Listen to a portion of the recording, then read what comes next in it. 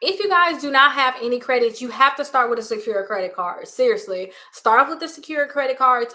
Preferably the ones I like is Navy Federal and Discover, because I know those are going to graduate. Some people say that Navy Federal does not graduate, but I have seen it graduate, and then I've seen a lot of time Discover graduated. So start off with those secure credit card that's going to graduate. If you can't get those, just get any secure credit cards.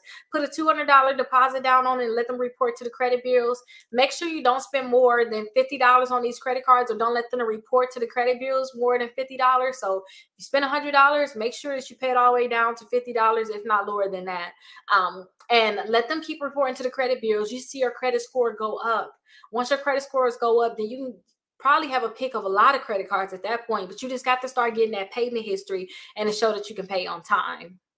Now, not only can you guys get secure credit cards, but you also, like, it's other credit cards that don't care that you don't have any, not want to say credit cards, but credit accounts that don't care that you don't have any credit history, like Self and Kickoff.